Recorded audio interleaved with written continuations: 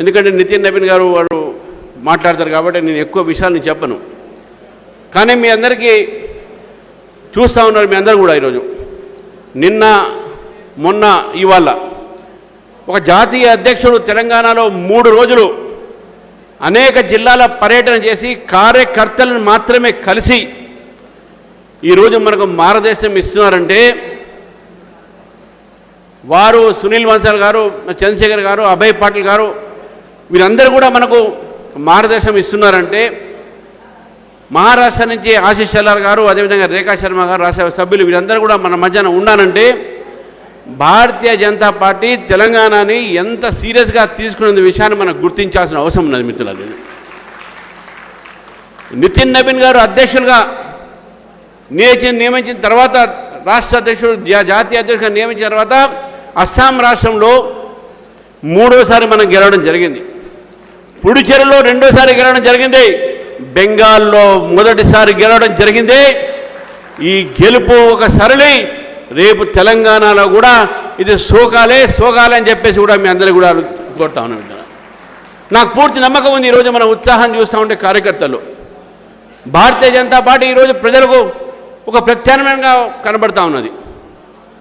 గత 2 ప్రభుత్వాలు కూడా బీఆర్ఎస్ ప్రభుత్వం అయితే ఏంది, అదేవిధంగా కాంగ్రెస్ ప్రభుత్వం అయితే ఏంది, ఈ 2 పార్టీలు కూడా కుటుంబ పరిపాలన, అవినీతి పరిపాలన లోపాలతో ఈరోజు తెలంగాణ ధనిక రాష్ట్రాన్ని ఒక అప్పుల రాష్ట్రంగా మార్చి ఇక్కడ యువతని, విద్యార్థుల్ని వారి యొక్క జీవితంలో ఎక్కడ కూడా వరకు ఆశా జ్యోతి లేకుండా రైతులకు కష్టాలతోని, అదేవిధంగా ఏ వర్గమైనా సరే తెలంగాణలో అది ప్రభుత్వ ఉద్యోగస్తులు కానీ, ప్రభుత్వ విరామం తీసుకున్నటువంటి ఉద్యోగస్తులు కానీ, లేకపోతే మహిళలు కానీ ఈరోజు మనం చూస్తూ ఉన్నాం. ప్రతిరోజు మనకు మహిళలపైన అత్యాచారాలు జరుగుతూ ఉన్నాయి రాష్ట్రంలో.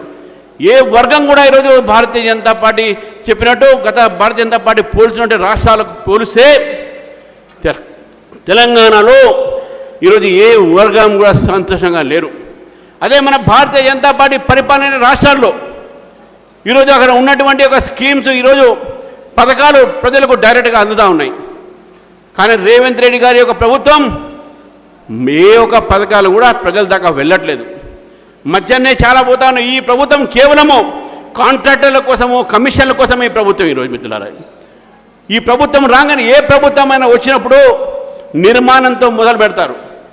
కానీ రేవంత్ రెడ్డి గారి ప్రభుత్వం రాగానే కూల్చివేతతో మొదలుపెట్టినట్టు ప్రభుత్వం ఇది. కూల్చివేతలతో ప్రభుత్వం మొదలుపెట్టారు. హైడ్రా పేరు మీద బీదవాడ ఇల్లు కూల్చడం జరిగింది. హైడ్రా పేరు మీద ఈరోజు ఎంతోమంది నిర్వాసన చేశారు.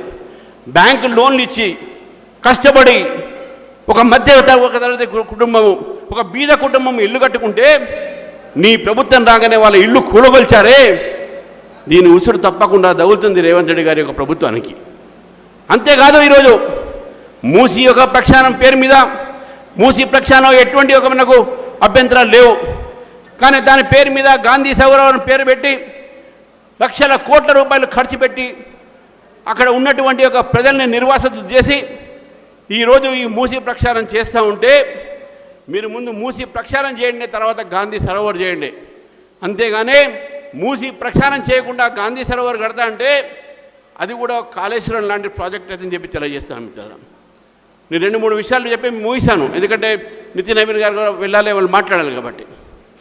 ఈరోజు మనం చూస్తా ఉన్నాం, నరేంద్ర మోదీ గారి 12 సంవత్సరాల పరిపాలనలో ఏ ఒక అవినీతి లేకుండా పరిపాలించారు. అవినీతి రహితమైన పరిపాలన ఈరోజు దేశానికి నరేంద్ర మోదీ గారు అందించారు. అభివృద్ధి కార్యక్రమాన్ని ముందు తీసుకోవడం జరిగింది.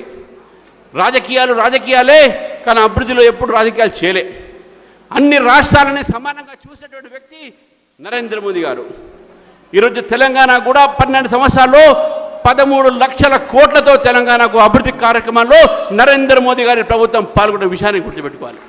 దగ్గరలో ఉన్న ఎయిమ్స్ అయితే ఏంది, దాని అవతల ఉన్న కోచ్ ఫ్యాక్టరీ అయితే ఏంది, దాని అవతల ఉన్నటువంటి టెక్స్టైల్ పార్క్, సెంట్రల్ యూనివర్సిటీ, ఎన్ని చూసినా కూడా ఇవన్నీ కూడా ఈ యొక్క హాల్ ఎక్కడైతే ఉన్నదో జాతీయ రహదారి పక్కన, ఆ జాతీయ రహదారి కూడా నరేంద్ర మోదీ గారు ఇచ్చిన విషయాన్ని రేవంత్ రెడ్డి గారు గుర్తుపెట్టుకోవాలి. ఇది తెలంగాణ ప్రజలకు తెలవాల్సిన అవసరం ఉన్నది. ఈరోజు మిత్రుల రోజు తెలంగాణ ఒక అభివృద్ధి కార్యక్రమాల్లో కేంద్ర ప్రభుత్వం ఎంతో నిధులు ఇచ్చడం జరిగింది. కానీ వీళ్ళు అబద్ధాలు ఆడుతూ ఉన్నారు. రేవంత్ రెడ్డి గారు చేయాల్సిన పని అని చేయట్లే. ఒక సినిమా ఉండే బాబు మోహన్ దాంట్లో ఒక సీను, అందరు ఊరోళ్ళని చెప్తాడు, అందరికీ మొత్తం బట్టలు ఇప్పేసుకొని మొత్తం అండర్వేర్ మీద ఇగో నేను కొండలు లేపుతా అన్నాడు. మొత్తం అందరు ఊరంతా వస్తుంది కొండలు లేపుతా అని, మొత్తం బలం బిడ్డ పెట్టుకొని కొండలు లేపాలని పోతాడు. అక్కడికి చివరికి ఏమంటాడంటే, బాబు ఆ కొండని 4 వేసి నా ఈపు మీద పెట్టండి సరిపోతుంది అని అంటే. ఈరోజు కూడా రేవంత్ రెడ్డి గారు బాబు మోహన్ గారు లాంటి చేస్తా ఉన్నారు పని. ఆయన చేసే పని కిషన్ రెడ్డిని చేయమంటుండు, ఆయన చేసే పని బీజేపీ ఎంపీని చేయమంటుండు, ఆయన చేసే పని కేంద్రాన్ని చేయమంటుండు. ధాన్యం తీసుకోవాల్సిన పని మీది కాదా? కేంద్రం ఎందుకు వస్తుంది? ఏ రోజు మనకున్నట్టే మెట్రోలు ఎంఎంటీఎస్లు ఇవి దీంట్లో భాగంగా ఉన్నది మీరు కాదా? దానికి కిషన్ రెడ్డి గారు కానీ మా ఎంపీలు కానీ ఏం చేస్తారు? కాబట్టి రేవంత్ రెడ్డి గారు ఈ మీ బాబు మోహన్ యాక్టింగ్ ప్రజలు చూడరు, ప్రజలు నిర్ణయించుకున్నారు. మీరు కూల్చివేతతో మొదలుపెట్టినటువంటి మీ ప్రభుత్వాన్ని కూడా కూల్చివేయడానికి ప్రజలు సిద్ధంగా ఉన్నారు అనే విషయాన్ని చెప్తా ఉన్నాను. అంతేకాదు బీఆర్ఎస్ ప్రభుత్వం బీఆర్ఎస్ కూడా నేను చెప్తా ఉన్నాను, మీరు కాంగ్రెస్ పార్టీ ఇద్దరు చేస్తున్న నాటకాలు, మళ్ళీ మీ మధ్యవర్తి వహిస్తున్నటువంటి ఒక ఎంఐఎం పార్టీ, ఈ ఎంఐఎం బీఆర్ఎస్ కాంగ్రెస్ ఈ 3 పార్టీలు కూడా ఒకటే అని చెప్తా ఉన్నాను. ఈ 3 పార్టీలు కూడా ఉమెన్ రిజర్వేషన్ వ్యతిరేకించారు. ఈ 3 పార్టీలు కూడా డీలిమిటేషన్ వ్యతిరేకిస్తున్నారు. ఈ 3 పార్టీలు కూడా హైదరాబాద్లో తెలంగాణలో హిందూ దేవాలయాలపైన హిందువులపైన అత్యాచారం జరుగుతుంటే ఈ 3 పార్టీలు కూడా నోరు మూసుకొని కూర్చున్నది ఎవరైనా మాట్లాడిందంటే అది కేవలం